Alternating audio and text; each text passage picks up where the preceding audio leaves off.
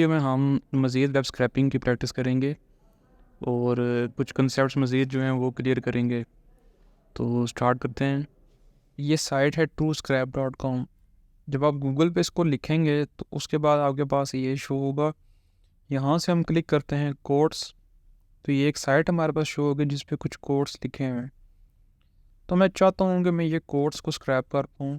तो इसके लिए क्या करना है, जैसा आप पहले से जानते हैं कि हमें सबसे पहले इंस्पेक्ट करना है इसको, और कोड में अगर हम जाएं तो यहाँ से हमें दोबारा रिक्वेस्ट एक भेजनी पड़ेगी।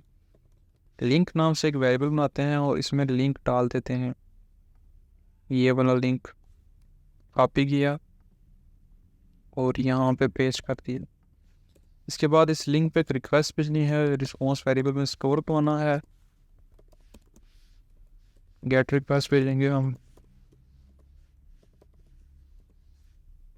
और इसका स्टेटस चेक कर लेना है। ये 200 स्टेटस है, यानी हम इसको सोप ऑब्जेक्ट में कन्वर्ट कर सकते हैं। तो soup is equal to BS, इसमें हमने डालना है response dot text and HTML dot parser.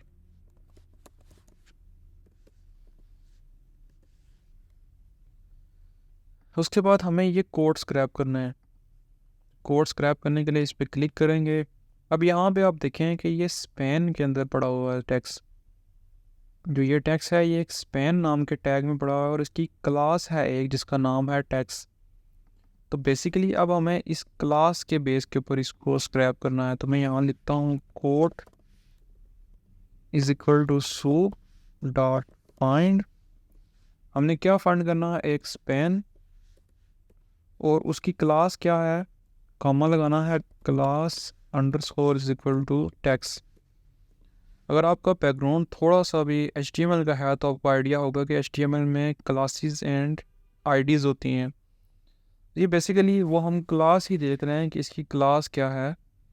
Class की बेस पे हम इसको एक्सट्रैक्ट करेंगे। मैं यहाँ लिखता हूँ कोड डॉट टेक्स्ट, तो ये हमारे पास टेक्स्ट आ गया।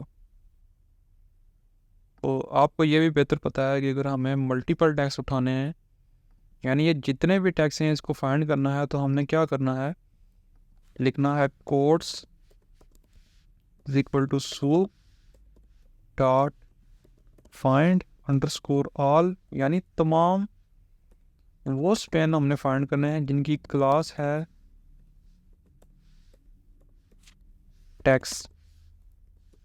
अगर आप देखें तो मैं क्लास के बाद एक अंडरस्कोर डाल रहा हूँ। वो अंडरस्कोर मैं क्यों डाल रहा हूँ, अगर मैं क्लास लिखता हूँ तो ये बाय डिफ़ॉल्ट पाइथन की क्लास समझेगा इसको और एरर देगा, इसलिए क्लास के बाद आपने डालना है अंडरस्कोर।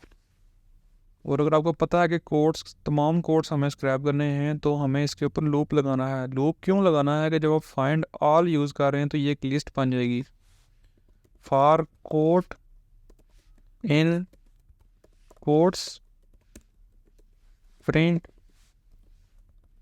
Code dot text. तो ये देख लें, इस पेज के ऊपर जितने भी कोड्स थे ये हमें प्रिंट होके मिल गए।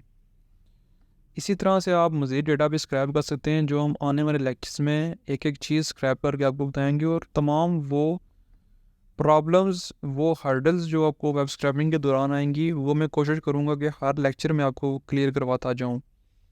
आज के लिए इतना ही। आज हमने क्या सीखा, रिक्वेस्ट और ब्यूटीफुल सूप लाइब्रेरी कैसे इंपोर्ट करनी है, कैसे एक लिंक के ऊपर गेट रिक्वेस्ट भेजनी है और रिस्पॉन्स चेक करना है, उसके बाद ब्यूटीफुल सूप में कैसे उस सब्जेक्ट को लेके जाना है और ब्यूटीफाई ये जैसे ये कर दिया हुआ हमने ऐसे करना है, और उसके बाद कैसे हमने एक H1 हेडिंग को फाइंड किया, कैसे H2 को फाइंड किया, कैसे मल्टीपल हेडिंग्स को फाइंड किया, और कैसे एक कोड्स वाली साइड पे बहुत से कोड्स हमने स्क्रैप किए। तो ये सब चीज़ें आज हमने इस लेक्चर में सीखी हैं।